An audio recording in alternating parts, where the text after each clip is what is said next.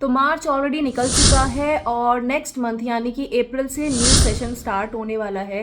And I know parents must be running around two choose the best play school for their toddlers. तो आज इस video में मैं आपको बताने वाली हूँ कुछ ऐसे important points which you must considered जब आप अपने बच्चे के लिए प्ले स्कूल सर्च करने जा रहे हैं। So without any further delay let's start the video. Point number 1 which is the most important is distance. जब भी आप अपने बच्चे के लिए प्ले स्कूल चूज करने जा रहे हैं, डिस्टेंस जितनी ज्यादा कम हो आपके घर और स्कूल के बीच में उतना ज्यादा अच्छा है। अब ऐसा क्यों? क्योंकि बच्चा जब पहली बार घर से बाहर निकल रहा होता है, स्कूल जा रहा होता है, तो वो एक अपना कंफर्ट जोन छोड़कर जा रहा होता है। तो इट्स नॉट नेसेसरी कि आपका बच्चा एकदम से स्कूल में जाते ही सेटल हो जाएगा। बहुत सारे बच्चे होते हैं जो सेटल नहीं हो पाते हैं स्कूल में जाकर, उनका बहुत सारा क्राइंग पीरियड चल रहा होता है। तो जस्ट इन केस ऐसा होता है कि आपका बच्चा उस दिन बहुत ही ज्यादा क्रैंकी हो रहा है, टीचर्स की भी कंट्रोल में नहीं आ रहा है, तो पेरेंट्स में get a call from the school कि अभी आप अपने बच्चे को लेकर जा सकते हैं। सेकेंडली, बच्चा जब घर से बाहर निकलता है तो उसकी बीमार पड़ने की जो फ्रिक्वेंसी होती है वो ऑब्वियसली ज्यादा हो जाती है कि ऑल ऑफ अ सडन किसी के पेट में दर्द होना स्टार्ट हो गया है, किसी को फीवर आ गया है। तो अगर डिस्टेंस कम होगी घर से और स्कूल के बीच में तो आप क्विकली स्कूल पहुंच सकते हैं। पॉइंट नंबर 2 जो आपको चेक करना है कि क्लास में टीचर और स्टूडेंट का रेशियो कितना है। इसका मतलब क्या होता है कि एक टीचर कितने बच्चे को हैंडल कर रही है एक बार में। तो जनरली जो एक्सेप्टेड रेशियो होता है वो होता है 1:10, 10 स्टूडेंट्स एंड 1 टीचर।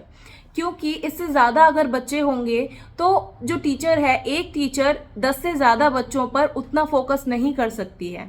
तो इंडिविजुअल जो फोकस होता है वो लूज हो जाता है और हर एक बच्चे को अटेंशन नहीं मिल पाती है। इसलिए ये रेशियो मेंटेन होना बहुत ज्यादा जरूरी होता है। Point number 3, please check infrastructure of the school. Infrastructure से मेरा मतलब नहीं है कि क्लासरूम एयर कंडीशन है या नहीं है, यहाँ पर मैं बात कर रही हूँ बच्चों की सेफ्टी की। कई सारे स्कूल्स इस तरीके से बने होते हैं कि उनमें बहुत सारी स्टेयर्स होती हैं, बहुत सारे स्टेप्स होते हैं चढ़ने के लिए, और उसके लिए बच्चे को बार बार स्टेप्स चढ़ के जाना पड़ता था। इनफैक्ट कुछ स्कूल्स ऐसे थे कि जिनकी एक्टिविटी क्लासेस के लिए बच्चों को बेसमेंट में जाना होता था, अगेन बहुत सारे स्टेप्स उतर कर। हाउएवर स्कूल्स और उनकी जो नैनीज होती हैं काफी ज्यादा ध्यान रखती हैं बच्चों का प्ले स्कूल्स में, but still there is a high chance कि जब बच्चा दिन में कई बार ऊपर नीचे जाएगा तो चोट लगने के चांसेस हाई हो जाते हैं। पॉइंट नंबर 4, इसमें आपको चेक करना है कि उस स्कूल का जो टीचिंग मेथड है वो कैसा है।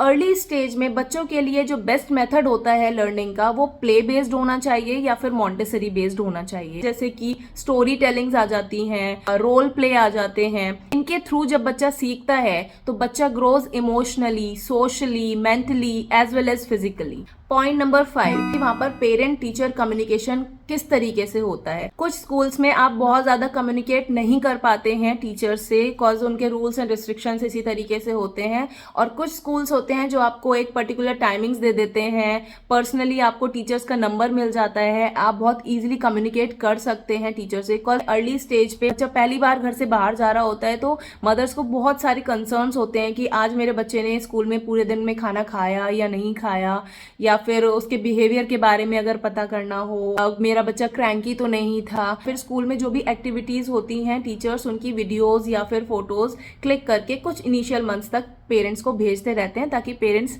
सेटिस्फाइड रहें। पॉइंट नंबर 6, अब क्योंकि हम देख रहे हैं बच्चे के लिए प्ले स्कूल, तो मेक श्योर कि एडमिशन कराने से पहले स्कूल को अच्छे से विजिट करके आएं, स्पेशली प्ले ग्राउंड, कि वहां पर बच्चों के एज अप्रोप्रिएट स्विंग्स हैं या नहीं है और प्रॉपरली मेंटेन करे हुए हैं या फिर नहीं करे हुए हैं। पॉइंट नंबर 7, जो एडमिशन के टाइम पर हमें नहीं ध्यान आता है लेकिन बहुत इंपॉर्टेंट पॉइंट है, हम चेक करना भूल जाते हैं स्कूल्स के वॉशरूम्स। सिर्फ मैं क्लीनलीनेस की बात नहीं कर रही हूँ, I am talking about the size of pots or seats they are using in those washrooms or the wash basins they have installed in their washrooms। वो बच्चों के साइज के हिसाब से होना चाहिए ताकि बच्चे इजीली उन पर कंफर्टेबली बैठ सकें या खड़े हो सकें। बच्चा दिन भर में कई बार वॉशरूम जाता है यूज करने के लिए, अगर वो एक हर्डल होगी बच्चों के लिए तो बच्चे क्या करते हैं, अवॉइड करने लग जाते हैं वॉशरूम जाना। Point number 8, fees structure. Fees structure मैंने सबसे लास्ट में क्यों रखा है, क्योंकि प्रायोरिटीज अलग अलग होती हैं, सबका बजट अलग अलग होता है, तो हर कोई इतना समझदार है कि वो अपने बजट के हिसाब से उनको क्या चूज करना है वो कर सकते हैं। उसमें मेरी एक स्पेशल टिप्पणी की जरूरत नहीं है I guess. But yes if meal is also included in that fee, तो आप एक बार वो फूड मेन्यू जरूर चेक करें और ये सब जानकारी रखें कि बच्चों का ये जो खाना आता है कहीं बाहर से आता है तो उसमें भी कहाँ से आता है, और उसके रिव्यूज वगैरह चेक करके रखें कि किस तरीके का फूड क्वालिटी वो लोग प्रोवाइड करते हैं। और अगर स्कूल के अंदर ही बन रहा है तो एक बार उस कैंटीन को भी विजिट करके आए, फूड वेराइटीज देखें। क्योंकि कई बार पेरेंट्स की ये कंप्लेंट रहती है कि बहुत सारे स्कूल्स फूड मेन्यू में फास्ट फूड्स बहुत ज़्यादा इंक्लूड कर देते हैं। तो घर पे मम्मियाँ ट्राई करती रहती हैं कि हम जंक फूड कम से कम दें बच्चों को, और बच्चा ये गलत हैबिट स्कूल में सीख कर आ जाता है और घर का खाना अवॉइड करने लग जाता है, और ये बहुत बड़ी प्रॉब्लम हो जाती है मदर्स के लिए भी और बच्चों के लिए भी, क्योंकि ये उनकी हेल्थ के लिए ठीक नहीं है। तो fee structure is another thing जो कि आपको डिसाइड करना है, बट ये फूड वाला पार्ट ज़रूर आप चेक करिएगा। तो पेरेंट्स, जब बात आती है बच्चों की तो पॉइंट्स कवर करना एंडलेस हो जाता है, क्योंकि बच्चों के साथ में हम बहुत सारे छोटे बड़े फैक्टर्स का ध्यान रखते हैं। तो उनमें से कुछ फैक्टर्स हैं जो मैंने आपके साथ में डिस्कस करे हैं। इसके अलावा जैसे स्कूल में डे केयर है या नहीं है तो उसकी डिटेल्स लेना, और स्किल्ड स्टाफ है या नहीं है, ये सब डिटेल्स आप ज़रूर लेकर रखें और तब डिसाइड करें कि आपके बच्चे के लिए बेस्ट प्ले स्कूल कौन सा है। आई होप मेरी इस वीडियो ने आपकी थोड़ी बहुत हेल्प करी होगी आपके बच्चे के बेस्ट प्ले स्कूल को चूज करने में। If yes, then please share it with other parents also so that we can help them as well. बच्चों को प्ले स्कूल भेजने की राइट एज क्या होती है, या फिर अपने बच्चों को किस तरीके से प्रिपेयर करें स्कूल भेजने के लिए, इन पर भी मैं बहुत जल्द वीडियो बनाऊंगी। Stay tuned, see you in another video. Till then take care, bye bye.